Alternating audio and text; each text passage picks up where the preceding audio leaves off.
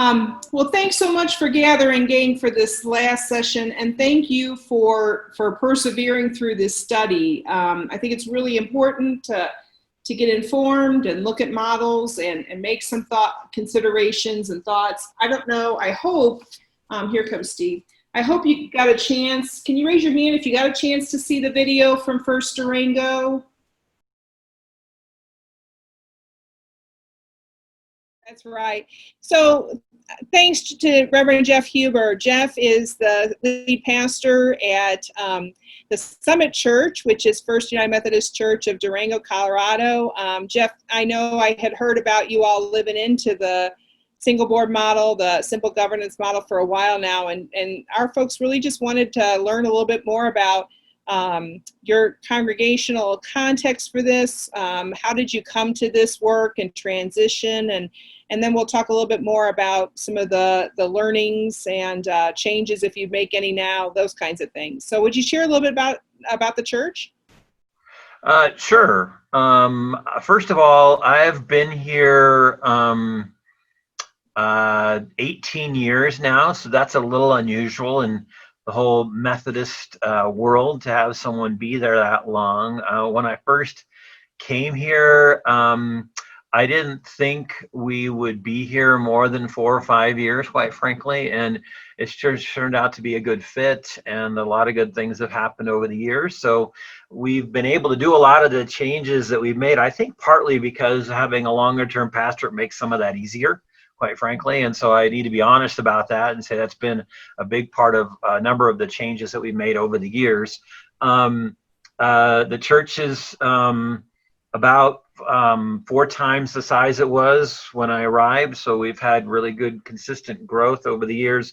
Last few years has been not, it's been a little more challenging just because of some of the things happening within Methodism. But in general, we've managed to kind of stay focused on our mission and our vision. And that really has been the focal point for us. And honestly, the biggest thing is just really being clear, here's what our mission is, here's what our vision is, and we're going to live into that and not get distracted by other things. And so I would say first and foremost, that's been really important. A number of years ago, I want to say 6 years ago, I began really feeling like I needed a coach, someone to help me, because I was things were happening in the church I wasn't sure how to manage or maneuver. It was a little cumbersome, it felt like.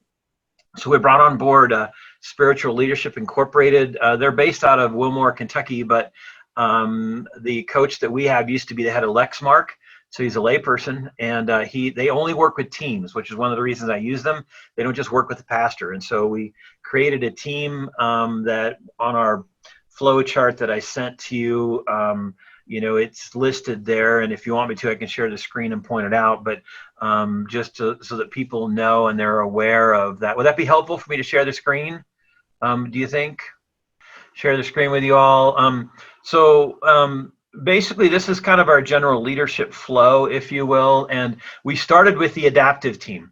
So we spent several years together, and it's an application process to be on the adaptive team. The coach looks at the applications along with me. I invite those people.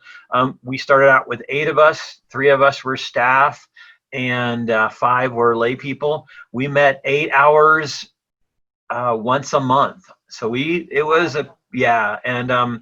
a pretty intensive process, and we put in something called Loving, Learning, and Leading, which you read about in our structure document. But we really felt like, and one of the things I chose this group was because they don't feel like churches should just have meetings. They should have spiritual formation happening as part of the leadership process. And so our adaptive team lives this out. We do loving, learning, and leading, and our loving time typically is about an hour. Quite frankly, it's longer than many people. We do worship, we read scripture, we share glory sightings, we do what's called spiritual accountability. So we talk about what are we going to do the next month to grow in our own faith, and we hold each other accountable to those things. Whether it's a new Bible study plan or a small group, and then there's a learning time. So we read books together. We go back and forth between a leadership development book and spiritual formation books. And so 1 month we'll read a book about certain leadership principles, and the next month we'll read a book about maybe a spiritual formation practices. We read books by men and women and try to have those things balanced from some different perspectives. And so we do loving, learning, and then we get to the leading part. And the leading part, for the adaptive team, they're leading for change. And so we're focusing on what are the things as we look at the future that we need to deal with, knowing that in order to really grapple with tough stuff, you got to spend time together. The formula we use is if you're going to be an adaptive team looking at adaptive changes, you have to meet for about 1 hour a month per person. So if you got 8 people, you got to meet for 8 hours. It's better to have a smaller group. Right now, that team is only about 6, so we meet for 6 hours. So some people have gone off and other people have come on. So that team began to once again lead the church through change. We're learning our way through issues where current know-how is insufficient. So we don't know the answers to some of the things we're wrestling with. We discern and develop church level mission, vision, values, and context and strategy. So our first year together, all we did was hone in on the mission, vision, values, our context, and our strategies. We use something called a MAP, a ministry action plan. It's more of a document that it's kind of a 1-page document of change and helps us see how we get from here to there. Our coach brought that in. And then we received plans from the executive team and discernment from the directional team. So typically, like at this point, several years ago, we had church council down here, not directional team. So we sent them, here's the mission, vision, values, context, and strategies we worked on. The directional team looked at it and said, yep, that's great. We affirm that. Let's move forward. Or, hey, we have questions about this. And sometimes it would come back. And eventually it comes back here. Our executive team is our day-to-day staff team operations. So it's myself and kind of my lead team. We are the folks that supervise all the staff and really lead all the higher level ministry areas. Our ministries are connect, transform, and engage. Around connect is building community, transform is changing lives, engage is bringing hope.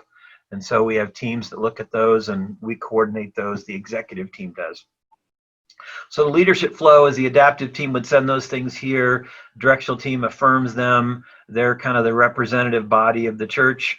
I'll talk a bit about that. Directional team is the one board, by the way. And then the executive team up here is that day-to-day thing. And so things would circle. Basically, this is meant to be a flow of leadership that happens. These are pretty tight and condensed teams. And so the directional team is the one you've been asking about. It used to be church council. We used to have finance trustees, staff parish relations. Now that's all done by one team. And that was recommended and came from the adaptive team and said, here is the plan we have. Church council looked at it, spent about a year wrestling with how does that actually work, and then went with it I think in 2018, and we've sent you that document of how to describe that. But their body, their task, they use loving, learning, and leading also. However, they don't meet for 8 hours. They meet for about 2 hours a month, but they spend time doing loving and learning also. We don't consider them an adaptive team, so they don't have to spend that 8 hours together. They're more of a team looking at tasks and discerning kind of church decisions that some of them have come from the adaptive team with already a lot of work put into them. So there has to be a high level of trust. One of the documents I can send you that we use is called team-to-team best practices. So we have best practices that each team is expected to use and ways we're supposed to interact with each other. And there's a high level of trust in there because of that. But they are the legislative body of the church, so they have the power to do legislation around those three things. But the really nice thing is, let me just give you a concrete example. We wanted to change our church name.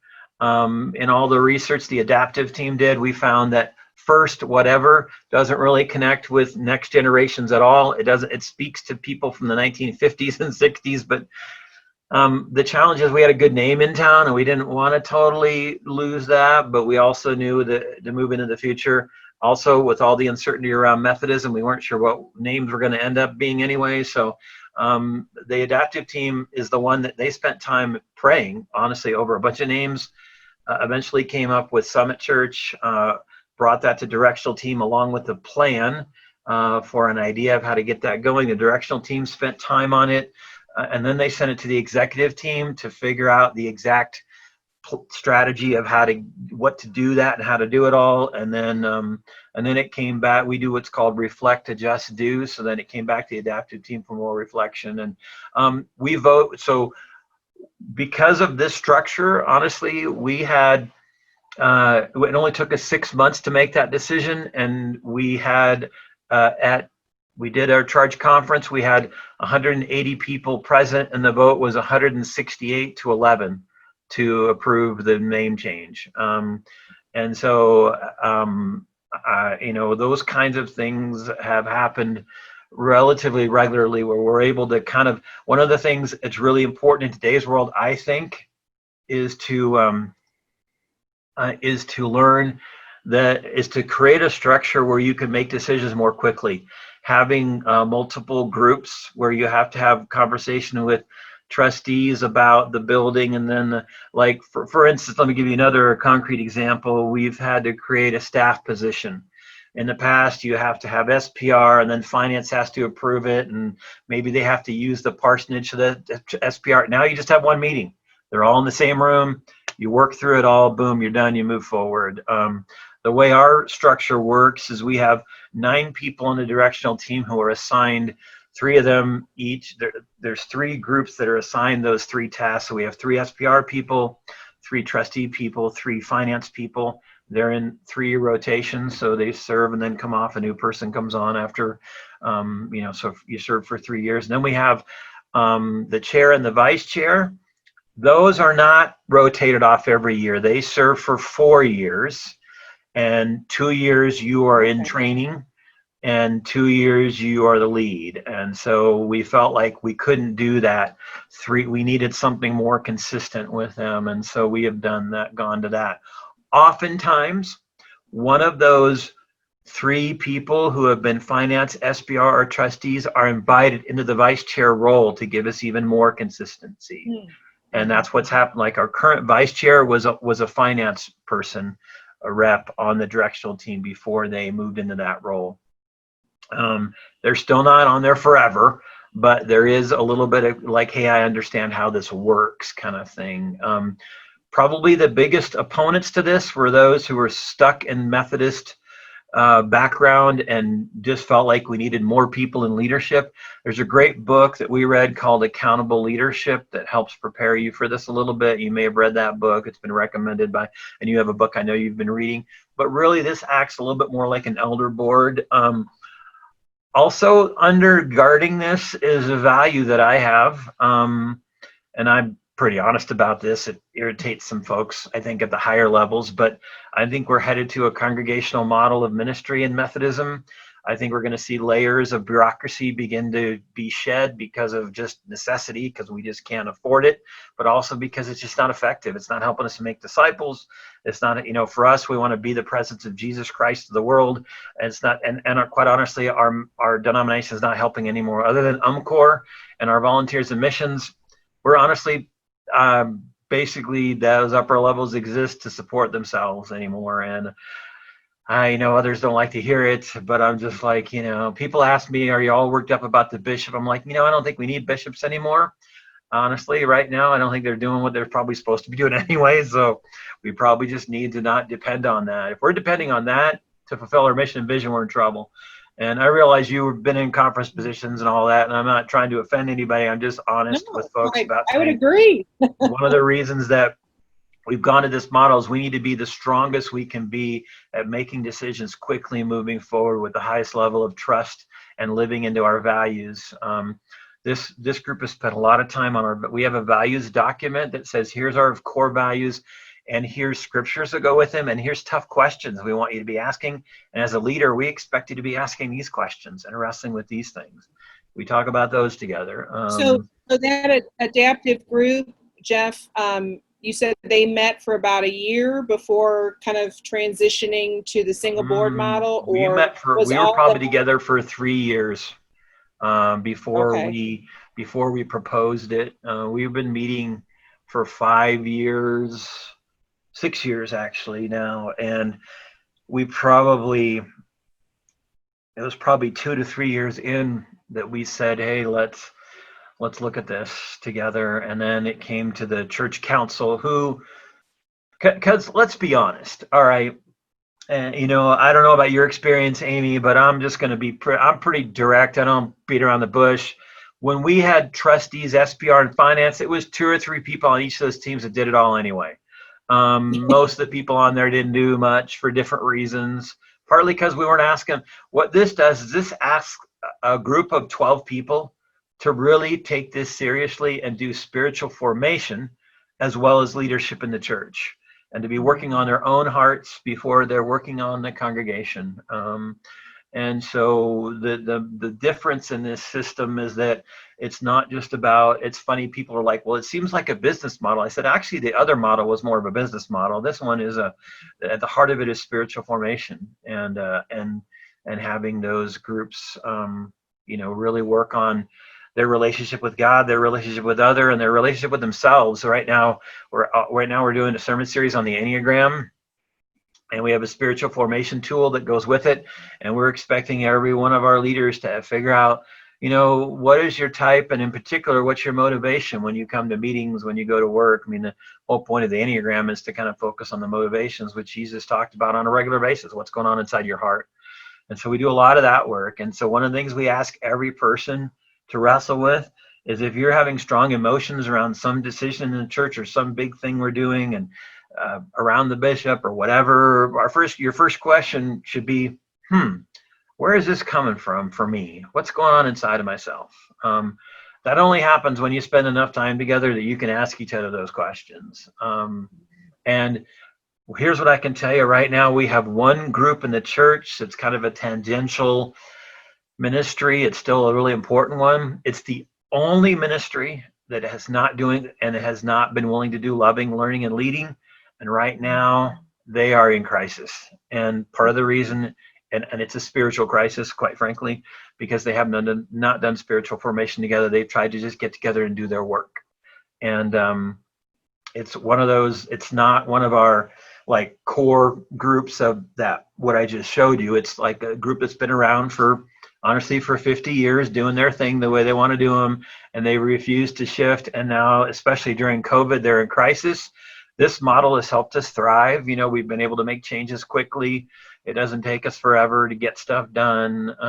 And overwhelmingly, the responses, there's always some that are like, why aren't you doing this or that? That's just life. And so you just got to deal with it. But anyway, so that's kind of a summary of all of it. I'm happy to ask any questions you might have, Amy.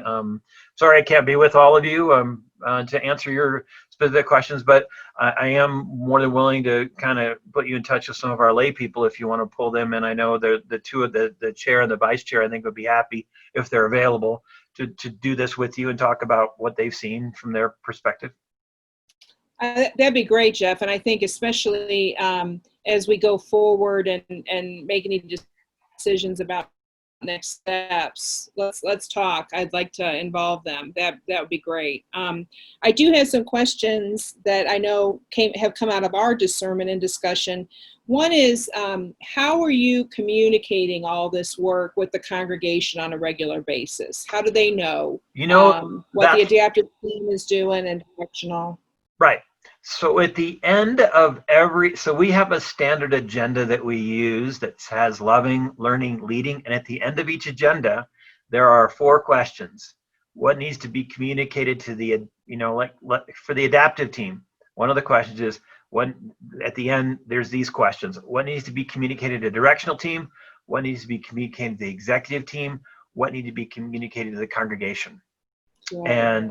And then what they do is they write up something we have a director of communications here, and she has an announcement request form, and there's a lead person for each one of those teams that's in charge of the communication. And their job, and it's a staff person in each situation, their job is to fill out one of those, is to first of all make sure that the other teams hear if there's something they need to hear about. But second of all, then we send out, there's an article in in our church newsletter and all that comes out about monthly from each one of the teams. I'll be honest with you, most people don't care. Yeah. in the congregation. They don't. They want to know, Right. are there people accountable? Are there people in leadership? Are there people doing that? Are they held to a certain standard? Can we trust them? And honestly, it's, can we trust the pastor to help? I mean, you and I are ordained to word, sacrament, and order. One of our main, and I think one of the things that they did not teach us enough about in seminary was the order part, quite frankly. And they didn't spend enough time with us helping us know that ordering the life of the church, it's not just about leading people, it's about developing a level of trust so you can lead them. And once again, being here 18 years makes that a bit easier. But also on the adaptive team in particular, but even really all three of those teams, I've given them permission to question me and to say, are you sure that's what we want to do? And they regularly, people often, I think, assume that whatever the senior pastor says go, especially a larger church. That doesn't happen here. There have been times where all those teams have called me on something I've said I wanted to try to do or want to do, and they've said, let's think that through more. I think that sounds like a great idea, and there have been times where they said, "What, are you, an idiot?" And and that's been helpful. It's good to hear that. I think it's one of my mentors who I think, I'm pretty sure it was Schuster, who was a part of our VADA for many years, who said to me, sometimes people just need to be told when they're being an idiot. And so I've given my staff, the directional team, adaptive team, permission to say, a little more lovingly, hey, don't, be careful on this one or whatnot. And so anyway. That's so helpful, and it is so built on trust, which has been a core conversation for us too.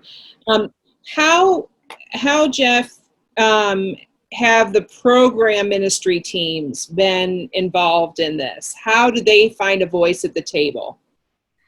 Well, first of all, anybody can meet with any of these teams anytime they want if they want to request time with them. The adaptive team regularly brings in a different team. Like we have a connect team, a transform team, and an engage team to go with those three areas. You could call them, hospitality, discipleship, missions, if you want. I mean, that's in general what those three things do. And we have three teams, and the adaptive team, every time they meet, one of their agenda items is to bring in one of those ministries or an age level ministry like youth or children, and to talk with them, how's it going? And sometimes they have issues they want to bring to the adaptive team so we can spend time with them thinking through. Everybody's required to have a ministry action plan or a map. A one-page story of change is a document we use. And if they're struggling, they come and meet with the adaptive team and we talk through it. We also on the executive team do that with, that's our, like I said, our staff who do supervision, but we'll bring one of the other staff persons in or other persons in to just spend time with us. So that's the main way. The directional team, they represent a lot of areas. We try to make sure they represent a lot of areas of the church and so forth. So does that answer your question? I mean, we try to build in times we're inviting. Go ahead. No. I didn't mean to stop you. Go ahead. Finish your thought. Well, I think we've learned, first of all, we're constantly learning. And so we've just learned over the past year in particular that spending time with those ministry areas and those persons is really helpful. So we've tried to build that in. So my experience around kind of these transitions for congregations is with the old ad board, council on ministries, church council, whatever we called it, there's a real interest in folks being able to be at tables where they get to know everything going on in the church. And I'm hearing that instead of that kind of being the core that binds your ministry teams together, it's around living out this shared mission and this shared vision. Can you speak to that, about if you experience any of that kind of a transition? You kind of broke up for just a minute. Can you share that one more time? Yeah, so I think the old models of Methodism were about keeping everybody at the table so everybody knows what's going on all the time everywhere. Right. And and so that you can kind of protect turf, right? Make sure that you're not forgotten. Speak to how that feeling shifts when the core binding principle is a clear mission and vision. Yeah. So first of all, it's biblical. Jesus had 12 dudes he hung out with. And then those 12 people, became leaders in the church. So part of it is we come back to that a little bit and say, look, committees aren't in the church. And let's be honest, and this is hard for people, but, while everybody does have a vote at, say, our all church meetings over certain issues, we're not a pure democracy. Our government's not a pure democracy. We're representative. And the truth is that a leadership, when you get to a certain size as a church, not everybody is going to get to have the voice at the table they always had. That's been hard here. It used to be that certain people, and we've had some people who have felt like we're not in the loop anymore. I'm like, well, that's okay. Here's what we want you to do is be working on your own spiritual life and what that looks like. And if you have questions, we can answer them. But part of what people need to realize is they don't have as much control as they thought. First of all, I think we had a lot of control back then, but what we really were doing was, and this is the way I view it. The Methodist Church through the 60s, 70s, 80s could manage things and it would be just fine because people were coming to church. We don't live in that world anymore. The world we live in now, and people may or may not know this, but and the age groups under 35, for the first time ever in the history of the United States, a majority of people do not consider themselves Christian. So 35 and under, 48% say they're somehow a Christian. Only 10% of them, which would be 5% of the population in that age group, go to church. People aren't just going to church anymore. They just aren't. That takes leadership, not management. And so at some point or other, we have to shift our understanding from, we don't want people managing the church, we want people leading it. And when you lead, sometimes there are some people who don't get to have the say they used to have when you move from management to leadership. And it's really a matter of, and once again, this is a matter of reminding ourselves that church is the only institution ever created and designed for the people who aren't in it. And so for us to think, and once again, there's some theological issues here for me. It's not your church. People will say it's my church. No, it's not. It's God's church, the bride of Christ. Everyone talk about it, but it's not your church, not my church. People say, oh, your church is this or that. No, it's not my church. It's God's church. Okay. My task is to help lead it, yes, and you and I are ordained to help order the life of the church so that it can lead itself into the future. The reality is if we keep doing what we've always done, we'll get what we always got, which is a shrinking, dying church. The United Methodist Church has shrunk every year since it was created in 1968. It has never been a growing organization. If our local churches are going to thrive, they're going to have to shift how we do leadership and learn from what's going on in the world, but also kind of reclaim some things from the early church, which was apostolic, and it was led by a smaller group of people who then pushed it out. And then we push out from within that the values, the mission, the vision, that sort of thing. But I think one of the keys is just remembering it's going to have to be different. I think most of it, one of the places we have to start is by recognizing that what we're doing isn't working. If we can recognize that, then we're like, okay, then how do we get from here to here? All right. The heart, by the way, we can all see here. I mean, you could look at the documents, go, oh, that makes sense. The hard part is this, right? That's the hard part, is getting from here to there. Great book that everybody should read if you're trying to do this is called Managing Transitions, and you probably read it before, Amy. Yeah, but that's one of my Bibles. it's by the guys that started IBM, but that's a good learning book to read together as a team. Canoeing the Mountains has been really helpful. If you haven't read that book, you should read it as a team, not individually, but the whole team reads it and spends time on it, and you come back to it. I think those are kind of some key books for today and today's world. Or just a couple of thoughts around that. I think part of it is assuring people that it's going to be okay. one of the books that was really, I went to a workshop. I don't remember where it was, but I went to this workshop where a book. Oh, what's the guy's name? See if I got it right here. I think. Yeah, can't find it. My office is a mess right now. It's called Lean In, and it talks about the 3 stages of change. And I don't think we understand that when you go through change, which, by the way, we're now in a 4th time of change. And it uses the story of the Exodus to talk about that. And I think that's a helpful model. There's three steps of change, and the first step is grief. And we forget, we blow right past it, but we have to grieve. We have to grieve that people that have led the church are dying and can't lead anymore. The old model that we have to leave behind, we need to grieve that. And that's just part of it. And we have to be comfortable sitting with people in grief, which, by the way, we should be. That's what we do.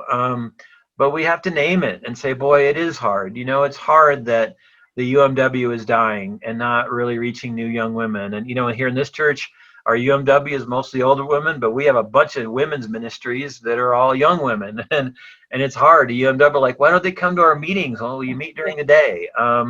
You're not talking about the things that are really in there. I said you could decide to really invest in the lives of those young women and make a huge difference.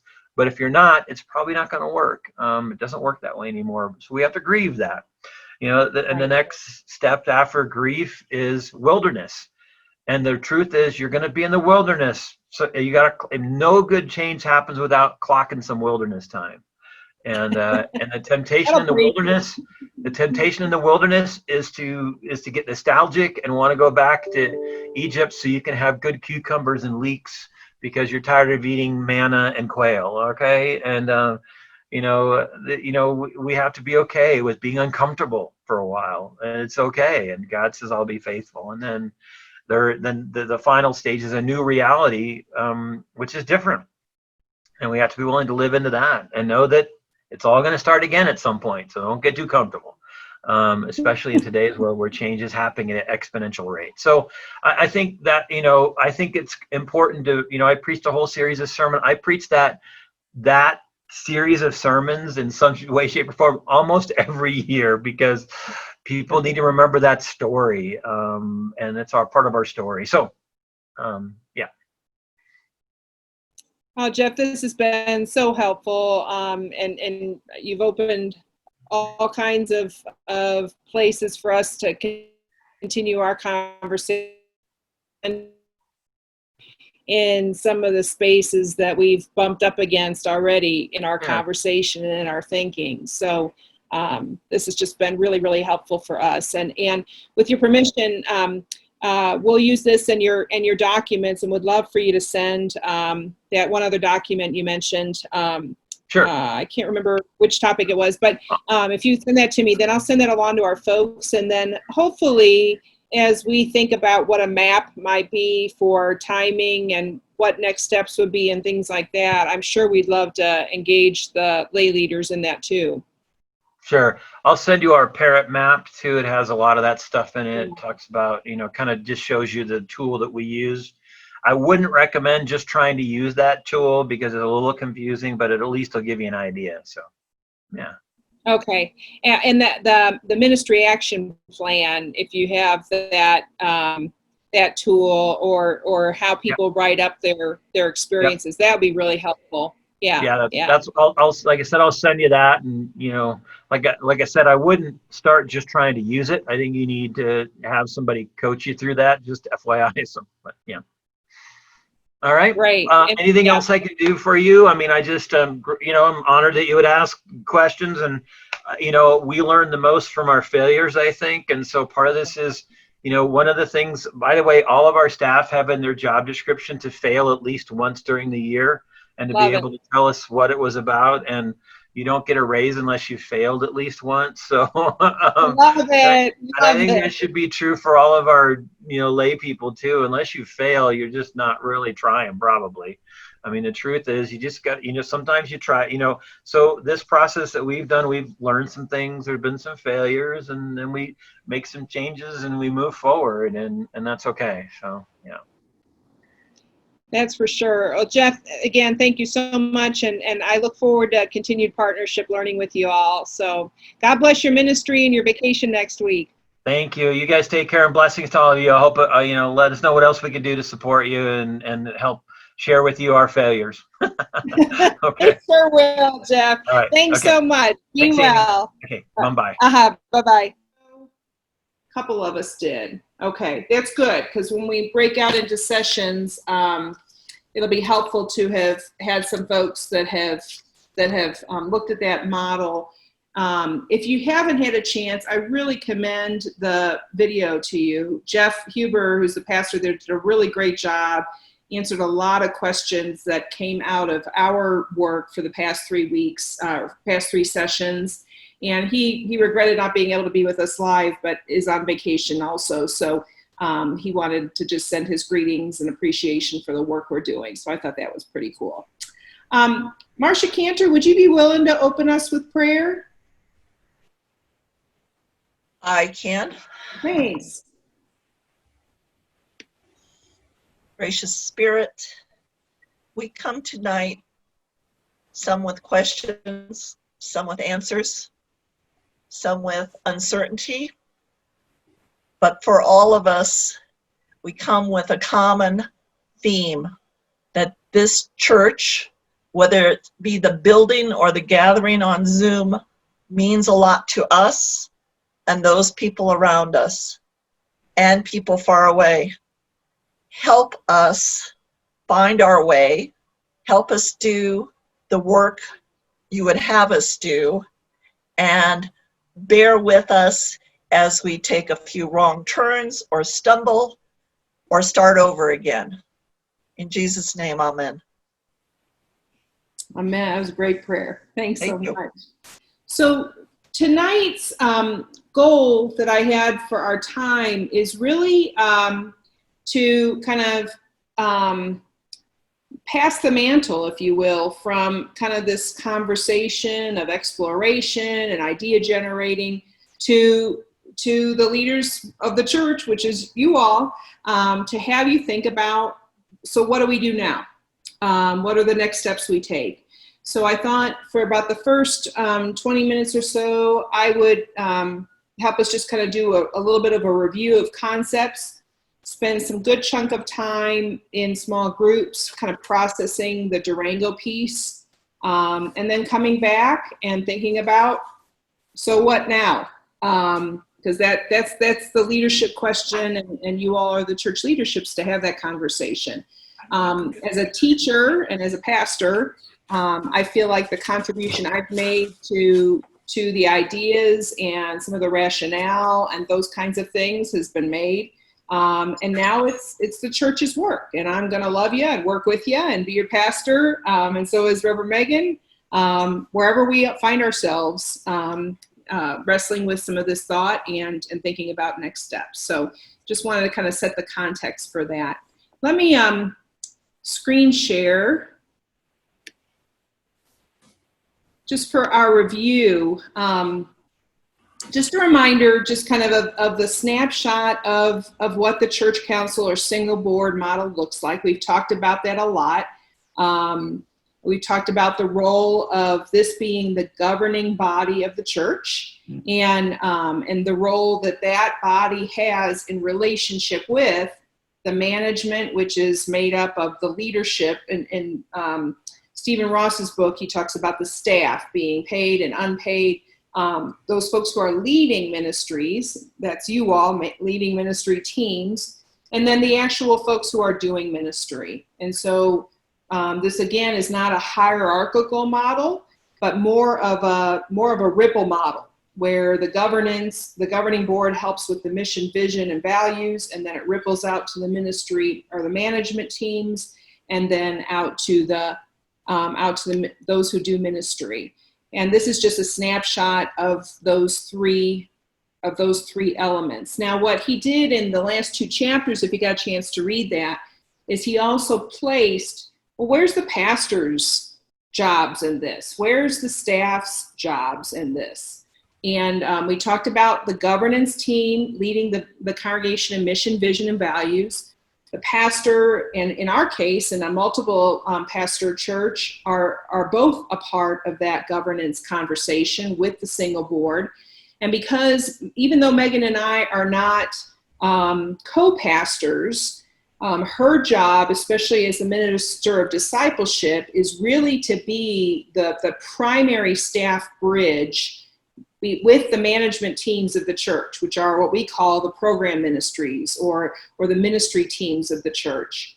I work primarily with the governance, in this case, the governance functions of the church, the personnel, the SPRC, finance, trustees, but then also in a program level, multi-program staff church, we also have the role of Tim working with the music and worship teams. We have the roles of Doug working with the trustees. We have Melissa working with the staff and the ministry teams related to children's ministry. So our structure is a little bit more multifaceted than the picture that Stephen Ross developed, which was kind of a singular pastoral role. The importance about these arrows, again, is not that it's hierarchical, but that the mission, vision, and values drive the way that the management of ministries happen.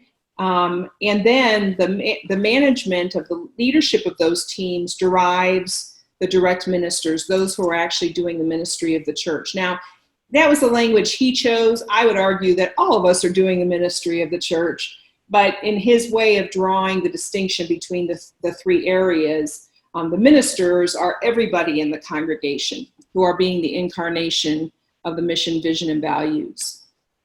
We talked last week, again, just in review, about the roles of ministry teams that might meet more frequently than the governance team, the significance of training, coordination, and planning between all of the teams. We're going to talk a little bit more about that tonight in the way we schedule our work. And then, of course, still having the nominations team and maybe having an executive committee, or in the case of what First Durango is doing, this adaptive team. Let me get back to it so I can see your faces. Are you guys seeing that? No, that's why I was raising my hand. We're not. Oh my gosh! And I keep writing you that we haven't seen anything but ourselves. Oh, well, thanks for sharing that. I'm so sorry. Let me just do a quickie again. I couldn't see that when I was just floating through my pictures. Okay. So again, just the picture there, my apologies, just the picture there of the church council governance that would be the model that would be the governing team if we chose to go in this direction.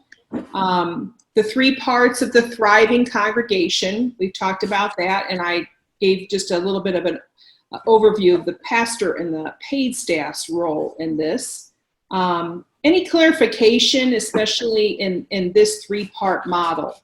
Because this is really important to understanding the single board model. It's not just about the new church council model, it's about the way we understand the relationship between governance, management, and direct ministry. Any questions on that?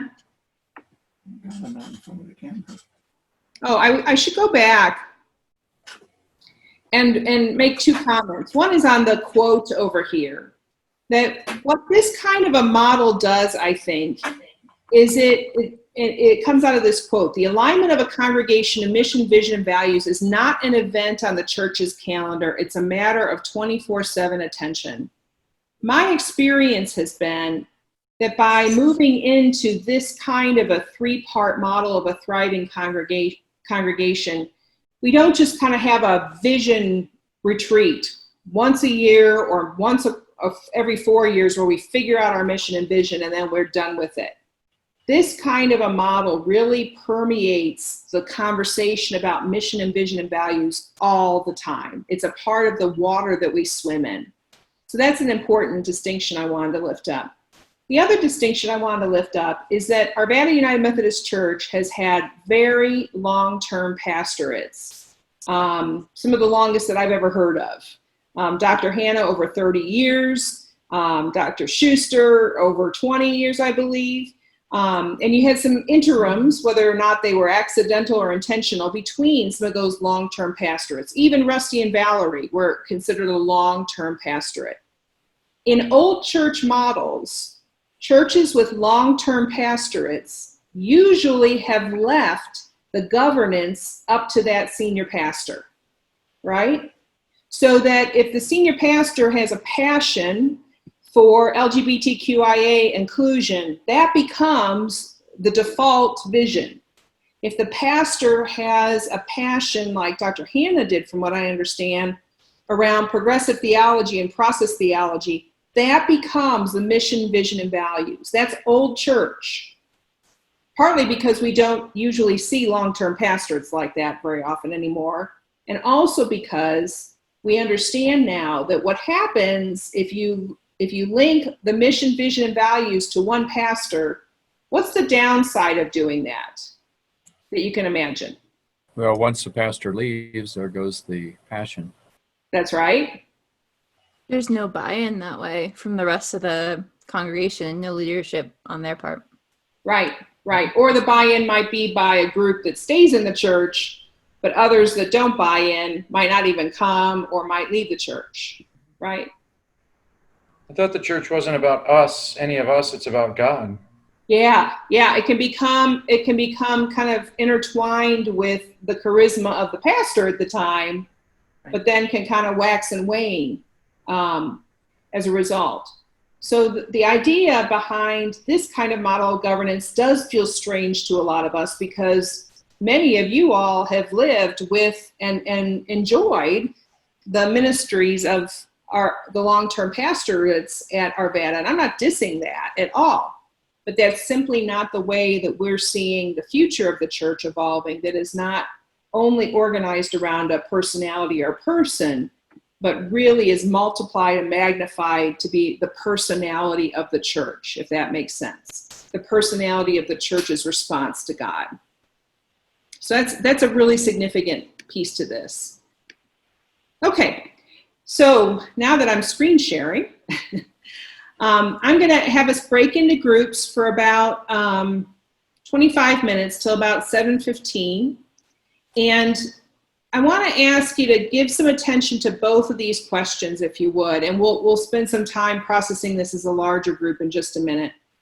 But how would a shift to the simple governance model impact our church's ability to be more fruitful and effective in making disciples of Jesus Christ for the transformation of the world, which is our mission, if you will, as United Methodists? That's the core mission of the United Methodist Church. I would argue that if, in fact, this kind of a shift would not make it more possible for us to be more fruitful and effective in making disciples, then we probably shouldn't do it. We shouldn't be doing anything that's not helping us do that, grow in our fruitfulness and effectiveness. So we really got to kind of measure, how would this, or would it, help us to be more impactful in our fruitfulness and effectiveness? And then, and we'll really need to depend on those folks who had a chance to look at the models of First Durango, what elements of the First Durango model made sense for us and what elements might not have. So if you want to take just a moment to take a snapshot of this screen with a phone, or if you want to jot down the core ideas of these two questions so we don't forget them, because I'm going to stop sharing now so we can divide into groups. Amy, Megan put it in the chat. Oh, thank you, Megan. She's so smart.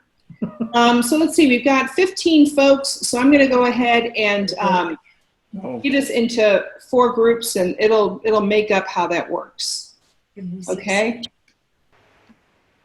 Well, let's just briefly, I'm going to suggest when we talk about next steps that one next step that we may want to consider taking is deputizing a group of 3 or 4 people.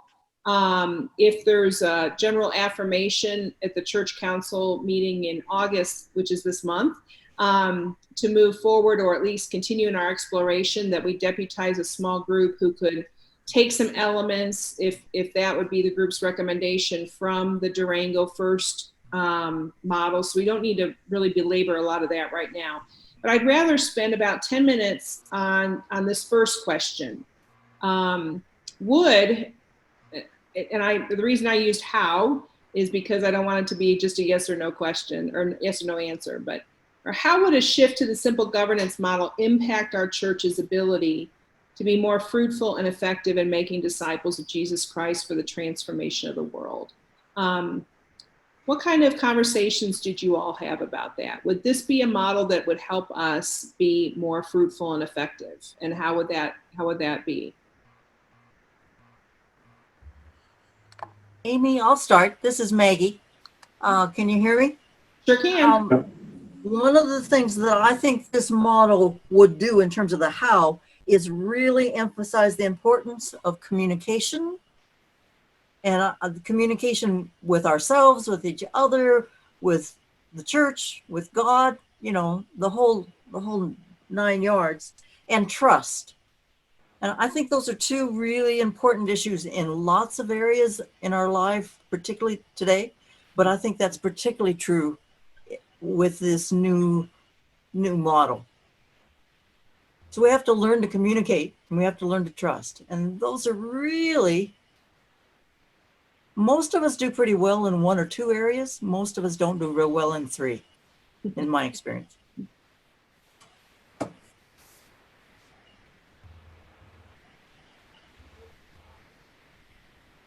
I think the aspect of this conversation that was kind of interesting for our group is that there's a need for a mission and vision, and we don't know that we have it. And so there is some value in us as a team and as a ad team, as well as a church, to do the work around identifying what our mission is so that we can live out our vision in a variety of ways in all of our program ministries and beyond. Our group also echoed that the first thing we really need to do is have that mission and have it clearly defined, because that's kind of the crux of, moving forward in whether we go to the single board governance or not, to be unified in everyone's, whether they're going to be, part of staff or disciples, of that, but also, that gives them the buy-in on that as well, that we're all on the same page with that.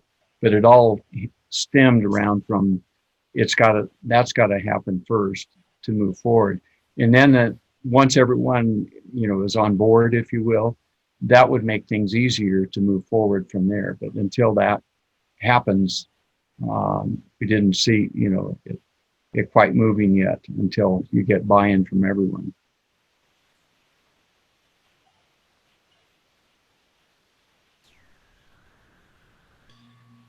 I thought one of the values of the simple governance model was the reduction of friction. Given the number of groups that we have today, the potential for things to get bogged down and stuck in committee is much more likely. And if we are to assume that change is really critical right now, friction and obstacles to moving forward are our enemy, and we need to try and eliminate those. Boy, we're sure learning that now, aren't we? And the way we just have to, not only in our church, but in our daily lives, how we're literally pivoting minute by minute. It's exhausting. But the church is in that same space, to your point, Paul. Thanks.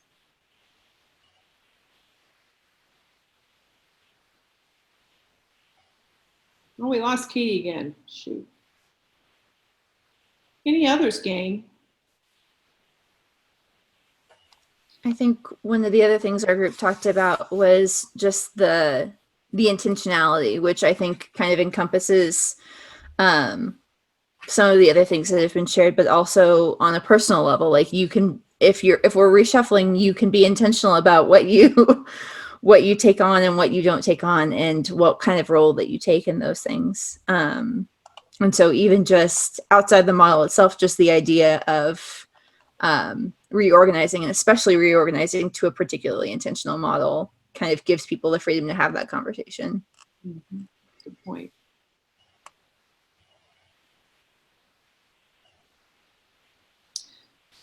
Great Yeah. conversation. Yeah. Somebody else? Me? Yeah, I was just going to say that even though it seems in some ways a really hard thing to be doing right now, I honestly think that doing it during this time is actually almost easier in some ways than doing it if the church were all live and we were all back in the building at the same time right now.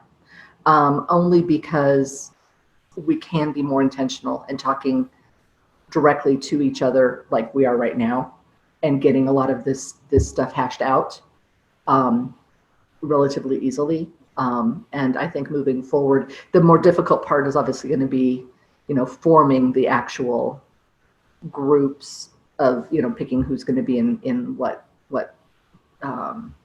area kind of thing. But that's good. We would have to do that whether we were live back in the building or not. So. Yeah, and actually for the purpose of, if we decided to move to an experiment in 2021, we've set up the nominations already for that. So we already have the people, if you will, that are on the administrative, three people from each administrative team ready to transition into 2021. So we really wouldn't have any new nominations except for those that we know are going to be vacancies for 2021, which is our chair of this church council. Don't forget, Steve, I didn't forget you. And and our lay leader, which are critically important, as the book told us, critically important leaders in this picture for working with the pastor, for sharing common vision and mission, and the commitment to do the work. So depending on what we would decide here, the nominations team would be doing some of its work to get ready for that transition. Yeah, so there's going to be some of that necessary work. But I hope you all picked up that, and we exercised that already this past year, that nominations would no longer be populating the ministry teams. That's an old model too. The idea being that we create space for people to offer their passions and gifts for ministry in the management and in the ministry teams out of their own initiative. But one of the things that Megan's going to share with us a little bit is about how we would organize ourselves to get ready to do that kind of invitation so that people could make themselves available to do that work instead of it being top down from a nominations team, if that makes sense. Mm-hmm. Let me share the screen again real quickly, just to share just a couple more bullets of information related to this work, and then we're going to talk about what's next. So a couple key ideas that came from the reading that I think were really important to highlight is Ross really distinguishes between a ministry team and a committee. And he does that through pages 186 to 87 about the job descriptions. And hopefully, when you read over the possible job descriptions that we would create, for instance, having the UMW talk about what are the expectations we have for our ministry team leaders, our mission team leaders? What are the expectations we have for our green team members? What are the expectations of accountability, responsibility, and authority that we have for a member of trustees? So we would need to be thinking about how we would create that kind of accountability and authority. I think we need to think about the power of language. And I have found that churches that really succeed in making any kind of a change in the way we are organized for ministry, we want to think about new words, new language. So we probably don't want to use the words church council anymore because that would jolt people back to what we've been doing for a long time. So what would new language look like to help people understand this kind of new culture? The other thing he emphasizes is that leaders need to be disciples. And we would need to think about, so what's the fruit of a disciple? What is a disciple? What does that mean? What does that mean about their commitment to the church, the passion and energy they give to the church, the way they're stewards over gifts to the church, that kind of thing. And another key topic he talks about is we have to let go of this idea of permanence. That if we figure out something now, it is forever set in stone in the tablets of the 10 Commandments forever. We are no longer in those days as a church. We are in a time of great flexibility and nimbleness and pivoting. And so we might try something and learn that, hey, these parts work and these parts don't, and we change and we shift. And I think as leaders of the church, we need to understand our own reluctance to change. Like Camille was saying, we've been living in these models for 20, 40, 50 years of leadership in the church. And what does it mean for us to model an embracing of not having to have something set in stone forever? As it was in the beginning, is now, and ever shall be. Do you remember that affirmation we used to sing in the church? I think we weren't singing that about the nature of God. Good Methodists were singing that about the committees in the church. And we need to let go of that. We need to let go of that. So what might some next steps be? I'm just going to offer this, and then we'll have just an open conversation. And Steve and Camille, you might moderate that conversation so that I can be a good listener and learner too. But here's some things we might want to consider doing. One possibility would be to a decision to proceed or not proceed with planning towards this model at our August 25th Church Council. We scheduled that meeting with that kind of a goal in mind. And what that would be would not be an ultimate decision if we're going to do this for the end of time, but is there enough energy for us to proceed towards a time of experimenting? That would be, I think, an affirmation that we would need to be having, either up or down, to decide what kind of energy we want to put into this. Because the church could put a lot of energy into this work. And if there's not a general consensus that we're leaning into the possibility of this, it really is a wasted effort. Providing the first of the month town halls again, starting in September. This was a resounding word from our executive leadership when we met about a month ago, was we want to renew those. And if we create them on Zoom, help people know they can call in. If they can't Zoom on their computer, they can call into a Zoom meeting, providing recordings and things like that. Another part of the next steps could be setting a calendar and a picture for what meetings around governance, management, and ministry would look like at AUMC. I'm going to ask Megan to help us with looking at a beginning thought about that. If there is an affirmation at our August 25th Church Council, I would ask that we would create a small leadership team of 3 to 4 people to really organize the plan for 2021 for the November, December church conference. And I just said that because I don't know when it's going to be yet. The DS sets that. Another option would be practicing into this model in 2021 with the nominations alignment we've already made. We really don't have to do major work to make a shift into this for an experimentation year. And then evaluating the governance and having evaluation done by the governance and management groups. And the management groups would be ostensibly the chairs of all of our program ministries throughout 2021 to make recommendations for what we do beyond that. And if we've learned anything in 2020, we know that life could be so much more different in 2021 in ways that would impact our decisions that we don't even know yet. And we kind of have to live into that flexibility. So those are some next steps that we might want to consider thinking about, and you all might have others. But before we do that, Reverend Megan, would you be willing to share some of the thoughts about how we might meet and gather, especially for our program ministry teams, and how we might start off 2021? I'll stop this share, by the way. Sure. So I think that we're thinking through a variety of things. And one of the things that I said in our small group is this plan is kind of moving forward, whatever the model is, because we have some work to do to integrate our program ministries work across the different teams.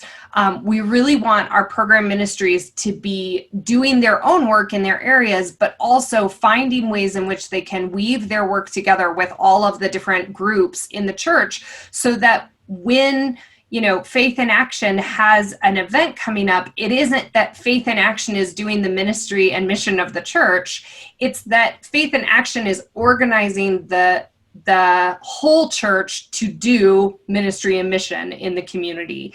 And so kind of shifting just some of that language. And this is something that all of the churches I've worked at are struggling with. And so it's that idea of how are we integrated with one another, even while we're doing our own ministry work. So the program ministries team, which is going to include the leaders of all of the major program ministries. So like right now, that's going to include Faith in Action, social justice, children's, youth, music, possibly our theater team, the library team. We've invited Sarah because of the 150th, which is a team that exists right now, and it's going to exist into 2021. But at some point in time, the 150th team is no longer going to exist. And it's okay for that to just change and shift into kind of new models of ministry as we develop ministry teams that are really important for what's happening right now. They'll be included in those program ministry pieces so that we're getting as much communication between all those different teams as possible. UMW is a part of that.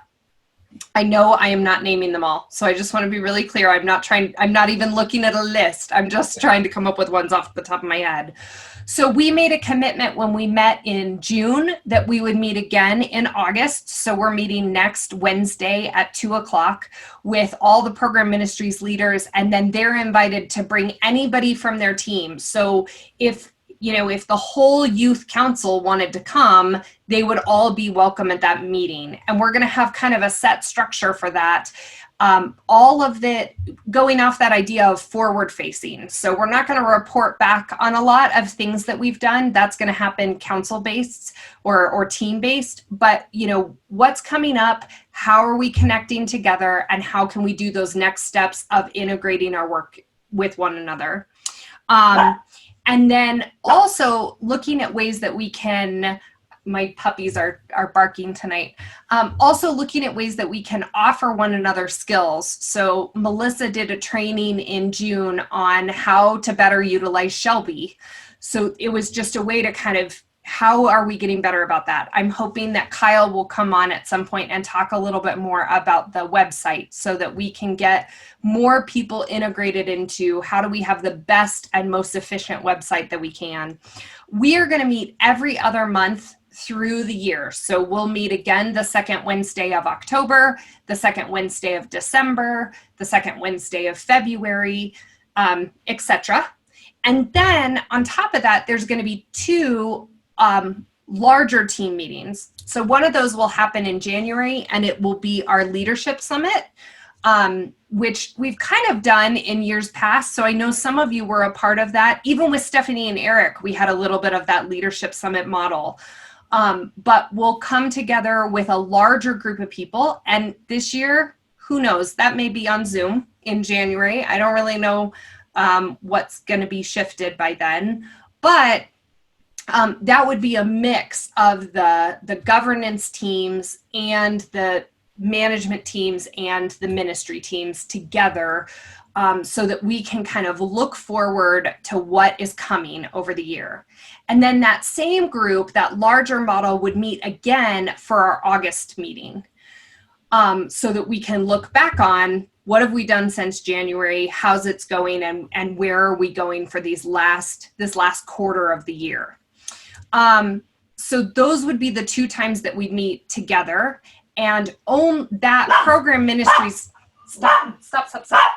That program ministries team would be meeting in the December, January, and February would be the time where we met 3 months in a row, because December would be program and February would be program, but January would be that leadership summit meeting, to really cast that, what does 2021 look like, and where are we going? And that would be true annually, but just for this year, what are our hopes and what are our expectations for what's coming? Thanks, Megan, so much. And that, I hope, kind of addresses some of the questions that Jeff Huber addressed, but also that we have raised on our class calls, which is how are we staying connected? How are we listening and learning from one another? And those leadership summits are critical pieces to that. Though those aren't exclusively the only times we're listening. We do it a whole lot more too, but we'll have to figure out what that looks like. So Steve and Camille, I'm just going to let you all kind of lead us in some thinking about next steps, and the staff will kind of listen in.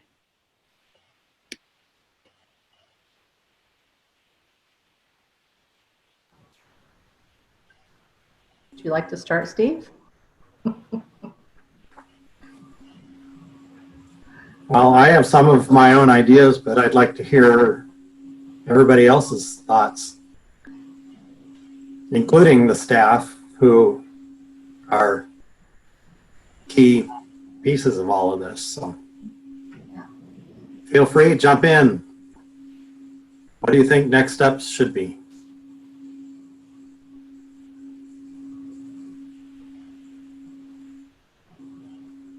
We trust in you to decide. Just kidding.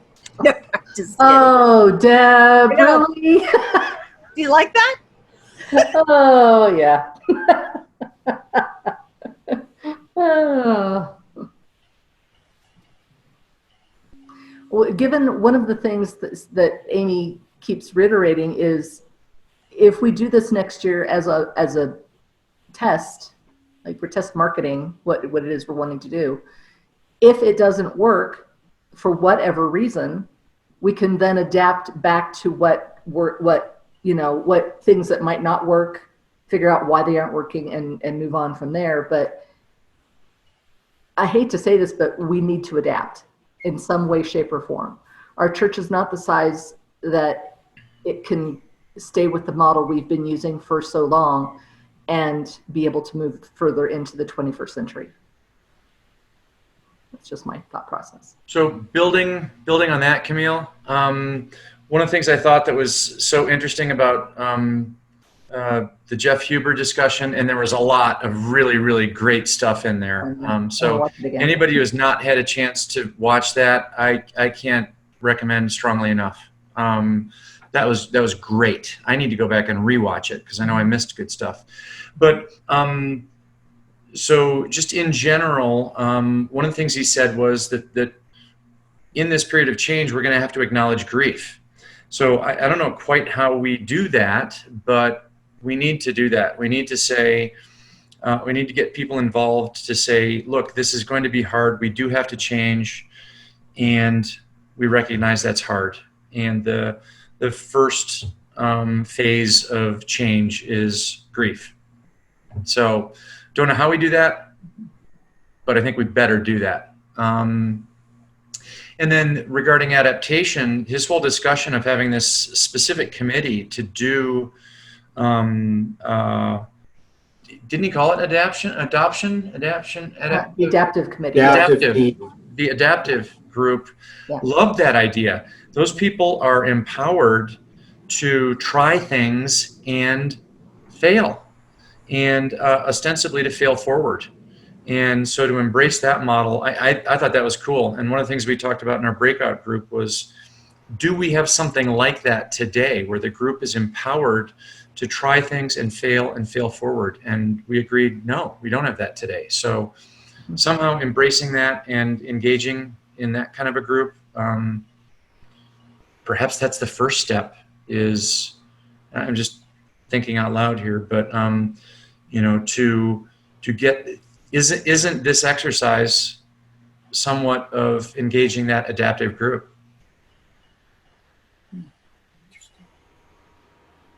Thank you so much. I really like that. And yeah, go ahead. I confess to Deb and Megan that I had trouble with the wording, making disciples for Jesus, or whatever the phrase is. So I sort of feel like knowing what we at Arvada United Methodist Church are about or trying to do, going back to, call it a mission statement, call it goals, call it, why we get together, is sort of critical in order to build that structure that you are trying to support. Mm-hmm. Mm-hmm. Thank you, Marcia. Yeah, I do agree that we need to, and this is something we discussed at, I think, one of the first two classes about the vision or mission statement, that it starts with the foundation. And if we don't have the foundation, and if we're not all on the same page going into anything that we're doing as a church and as a community, then everybody's going to see the lack, if you will. And they're not going to buy into what it is we're doing, how we're wanting to be out in the world, and and creating community, which is our goal. So, yeah.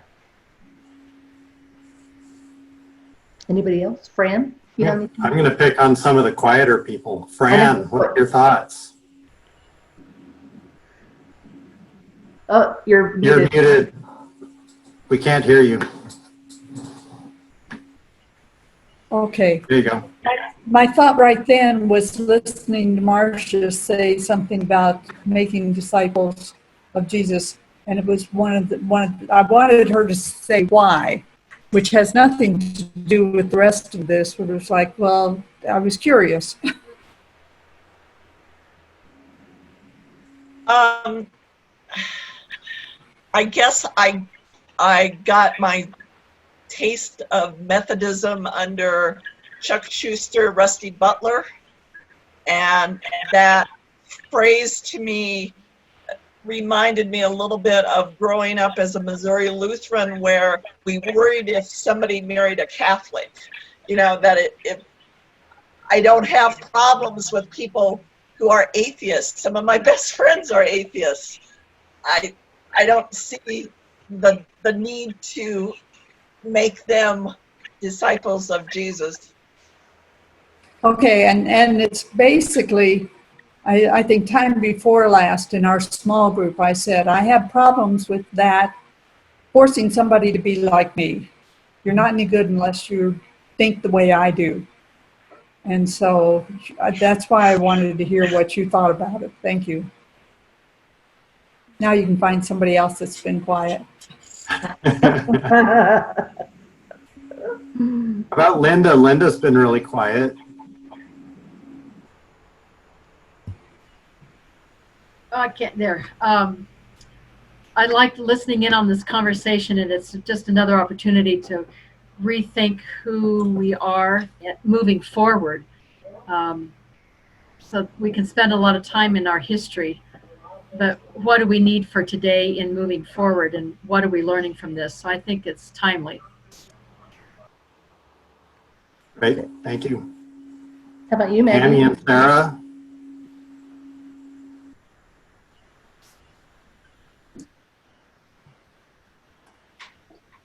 You don't have to go both. You don't have to both be at the same time, but it just seems convenient. Go ahead, Tam. I got distracted by Jesus. So what was the original question? What do you think about the model going forward? What do we think about the model going forward? I think it's a good model for our church and for the size of our church, and we just have to find ways that those themes of communication and trust resonate to out beyond this group. I think my worry is, I just worry about introducing something until we're all back together. I think that doesn't feel as easy to do. And I'm going to say that taking advantage of a pandemic is a great opportunity. I mean, everything has changed. Everything has changed. And so really making changes in our church, making changes in how we approach things, and the structure probably won't feel as different, you know, if we were together, because everything has changed. And I think it's a wonderful opportunity to, as long as we communicate, as long as we build trust, as long as we get people in the correct, you know, the right positions and being able to lead us, I think it's going to be a wonderful opportunity. Now you can see why we're so good together. We're a good balance. In the government, we always say never let a good crisis go to waste. Yeah, there you go. How about you, Jamie? I'd like to just jump in for a second. Yeah, Maggie. In terms of, acknowledging grief, I think, to build on what's just been said, we are experiencing a lot of grief right now, and just really basic levels. And it's not as if we don't know how to do it. I mean, we may find it hard to do, but it's like we're already doing it. Sometimes I think we just need to label and name it. Acknowledge it. Yeah. Acknowledge it. That's right. And maybe even celebrate it.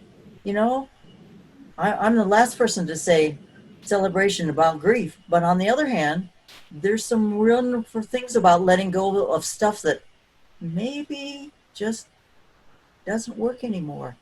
Sounds like making lemonade. Yep. Yeah. Well, and it's fine to celebrate our past accomplishments. Yep. But that doesn't mean that we have to continue doing the same thing the same way.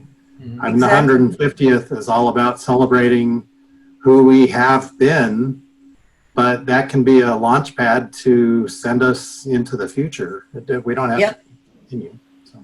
Well, if you stop and think about the people that started our church back in 150 years ago, they ventured out on a new thing that, you know, hey, we're in uncharted territories, you know, so here we are 150 years later going on that same similar path. Yeah, this should not be a condemnation of anything we've been doing, just a recognition of time to change. That's very good. That's excellent, Paul. I have to just say, from a staff perspective, only being in my position for fewer years than obviously Connie Kennecke, it has been a real struggle for me every time new pastors come on board because things change.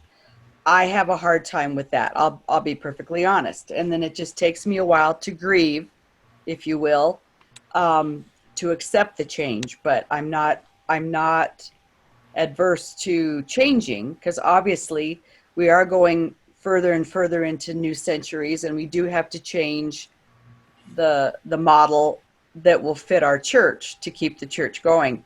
But so if you see me kind of quiet and stuff, it's just like old cranky Debbie is, you know, I have to accept the change and then move from there. But I mean, I'm for whatever happens. That's why I said Camille and Steve, you know, the all-knowing ones, of course, with the pastors, you know, I'll accept whatever the change is, but I just wanted to share that.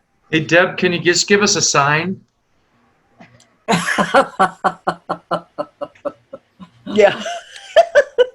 So I think a lot of times change doesn't have to be about grief or be uncomfortable, especially when you have trust. I mean, I think about if somebody came into your house and said, you have an unfinished basement full of stuff, and we're going to come in and we're going to finish it, and we're going to build something really beautiful that was there. And you're going to get to go down into your nice, cool basement, and you're going to get to watch movies down there with your family and hang out and have a new game space.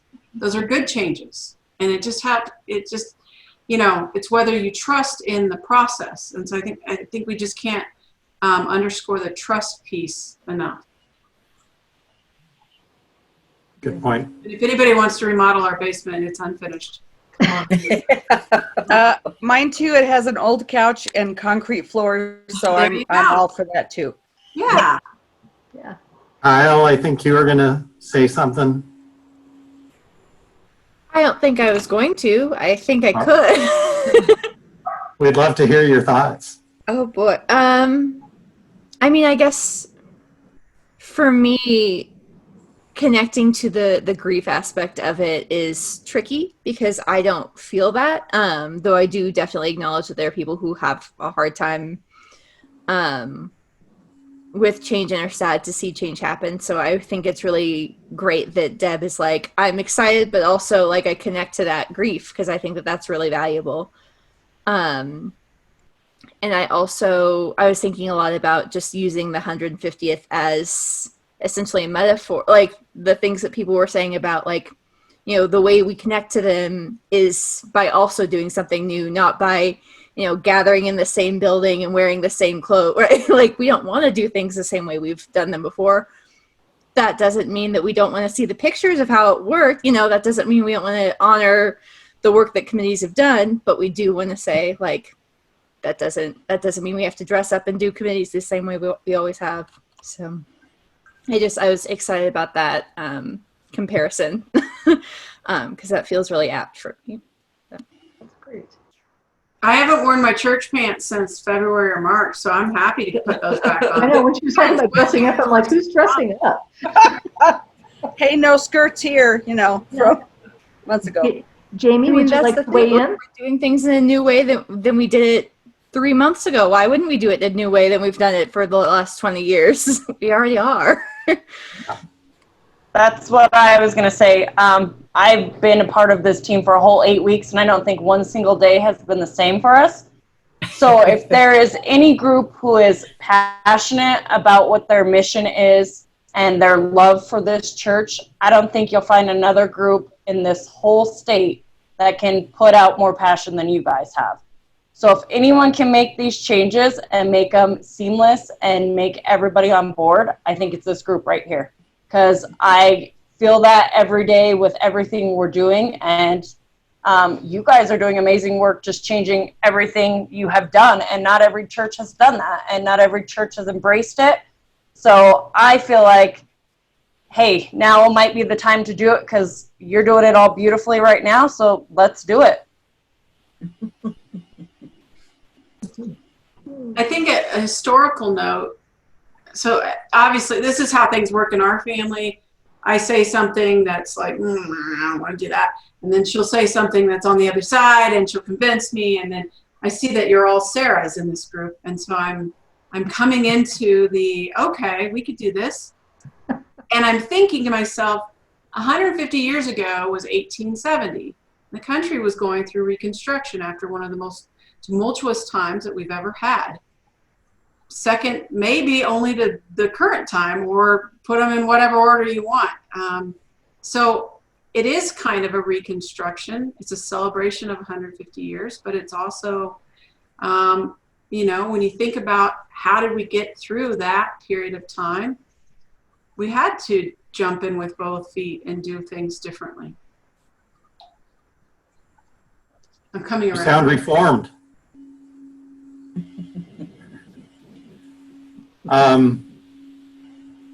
I'll add some of my own 2 cents now that we've heard most everybody else.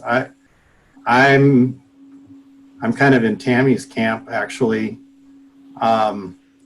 with going a little slower with this. I think the first step really is vision and mission, and really clearly identifying what that is and what we stand for and who we are. I think it's going to be really hard for a new, single board to really know what its role is until that's really well defined. And I kind of hate to hamstring them with that being their main task for the first year of trying to figure that out. So I guess from a transition standpoint, I'd be thrilled with having some sort of a transition team get started maybe sooner rather than later, but have them with their first role being to kind of formulate vision and mission, and then formulate maybe some paths forward of how we, morph what we have into this new model. I don't think it necessarily has to happen in January, even though that would be convenient.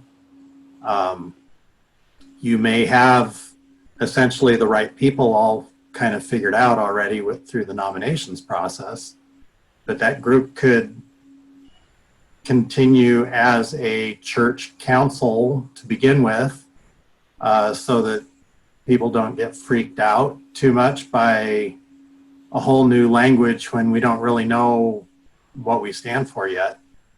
And then as that group agrees and promotes and communicates the new vision and mission, they take on more of the governance role along with that. It's hard to do the governance if you don't have the mission and vision statement to back you up. Then you just devolve into exactly what we've been doing. And Linda. Steve, And that was pretty much a consensus of what our breakout group kind of agreed upon too, that mission needs to come forward first, and then you have, this is our path, this is our direction moving forward. Who are the people that we're talking about that needs to be involved in this transition time that would be feeling left out or whatever? I'm just curious about who the people are that you're thinking of, Steve. I'm not really sure, but I don't know that the congregation is necessarily looking for this kind of a change. I think we have to be careful about how we communicate and, you know, show everybody that we're doing this. And I think it's fine to move in this direction, but I think we don't want to just make a change for change's sake. Let's understand what it is that we're trying to do before we just jump in. So in the Jeff Huber model, if you all saw that flow chart, the group that would kind of do that kind of work, Steve, to your point, would be like the adaptive team. It's a group of no more than 6 people that are really pouring a large investment of time, prayer, spiritual discernment with the pastor to kind of bring some of that into being with the recommendations, kind of like my prior slide showed, recommendations of kind of next steps. I think it would still be important for some kind of a general affirmation for that kind of work to come out of a church council meeting in August. He mentioned to me, but I couldn't remember if it was on the video. I asked him how people get on that adaptive team, and he said by application. And really kind of the pastor does some critical prayer work and discernment around making sure that this team has these kinds of adaptive leaders on it, that there's a representation on that group of different ages, different backgrounds and experiences with the church and that kind of thing.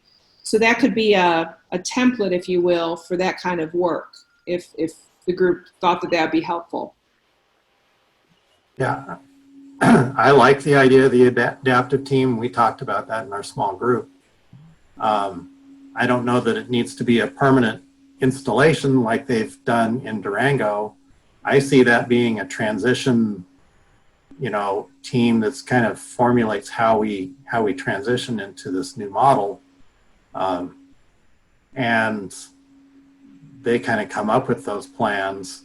Maybe the plan includes keeping them, because there is some advantage to, as Paul pointed out, to having somebody always looking at new things and trying new things and seeing how that, you know, how we can morph with the times. But I don't think we have to have that as a permanent thing. Maybe it's good, maybe it's not. This is Maggie. I'd like to make just a quick comment about that. I think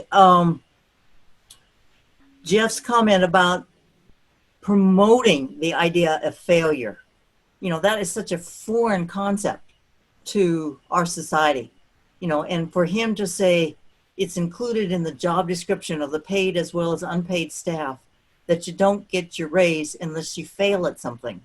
Oh my word. You know, that's such an exciting new concept. It's like, I could rewrite my whole life story if I had had that, you know? Yeah. Yeah, and it seems to me that's a watershed kind of thing in terms of affirming the fact that we may fail and that we probably will, and that's not only okay, it's fine. It's to be celebrated. If you're not failing a little bit, you're probably not trying very hard. Well, thank you, Paul. Apparently, I'm trying hard enough. And I've tried way too hard.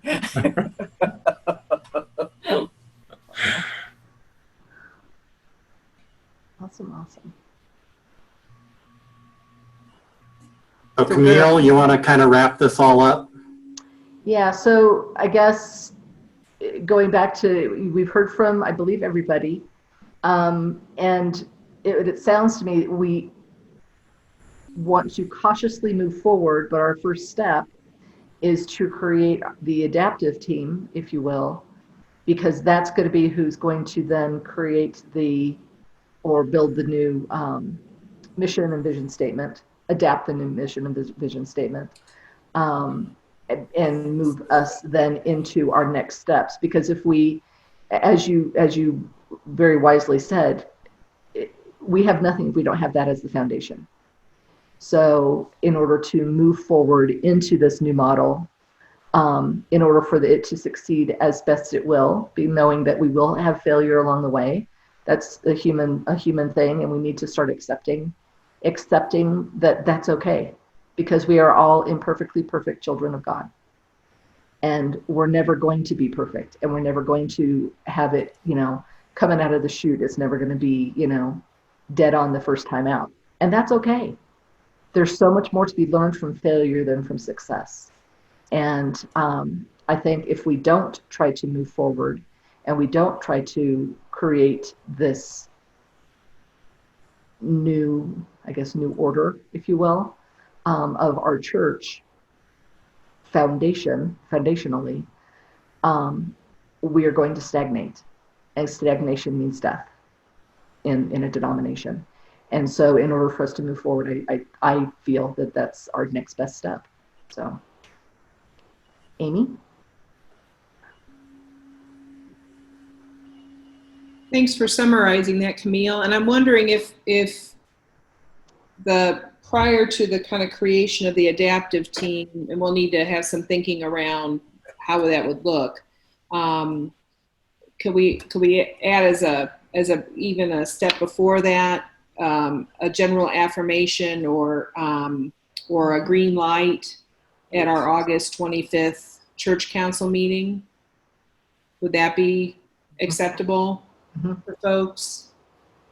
Yeah, I think to continue to explore. Yeah. Okay. And Amy, this is Maggie again. I don't think it's my understanding it's the job of the adaptive team to come up with that. It's to help facilitate that. And that's different. Right. It's to facilitate the entire church. It's not those few people coming up with the plan. That's right. That's right, Maggie. Absolutely. They're facilitating it. And that's going to be a challenge in these COVID days to do that work, but we can get creative and think through that. And the other thing that Jeff Huber said that you've heard me say is there are some people who just don't worry about these kinds of things for their church. And that's usually out of a feeling of trust. And then there's some folks, as one of my pastor friends who says, if you ask them an opinion, they'll create one. Sometimes people really don't have an opinion about this. And then there are core leaders, and the reason we're on this call and have offered ourselves and our time to this class is because we do care about these things. So I think that the discernment of this adaptive team is really understanding those different nuances and the grief elements and the trust elements. I think that this is a really prudent plan for next steps, and it honors the upheaval that we're experiencing in a lot of other parts of our church. And one of the things Jeff Huber said was, I was year 18 when I implemented this, and I'm in year 1.5, and we've been thrust into a relationship of urgency and expediency as a new pastor and new pastors through this time. I recognize that it isn't normal time. But we also want to be sensitive to pacing this in a way that just doesn't add to other people's just absolute chaos right now. And I appreciate that. So given those three steps that I'm capturing from Camille's summary, that we would prepare some information for a church council affirmation on August 25th, I believe. And then have a plan in place to be able to offer at that meeting about creating the adaptive team and building a process, to Maggie's point, for listening and discerning a mission and vision to get us started. Are we thumbs up, sideways, or down at that point?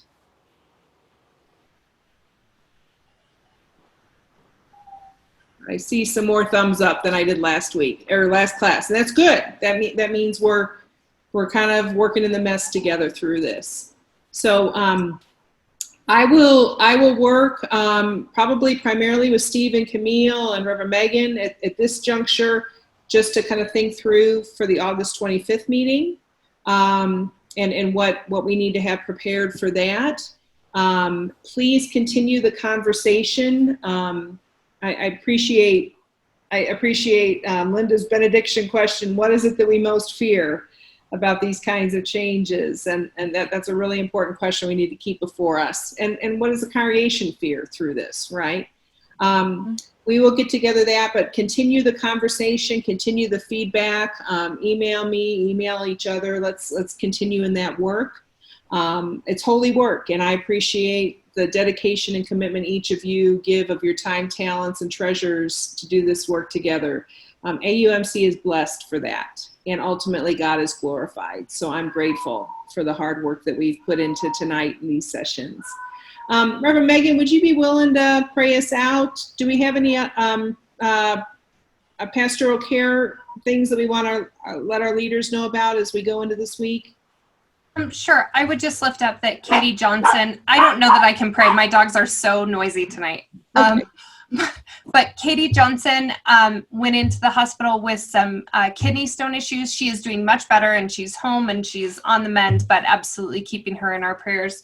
And I know Deanne Pearson has just been having a couple of different struggles, and so I would lift her up, as well as Ruth Hennon, who lost her son about a week and a half ago, and I know she's just stricken with that grief. And so we hold all of those people who have lost family members and friends over the last week in our prayers. I'm worried my dogs are just going to bark. I'll pray.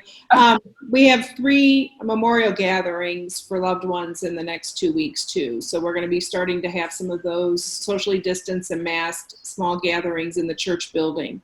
And so we'll cover your prayers as families and friends gather, and for just continued safety and well-being of all God's people right now. Let's pray.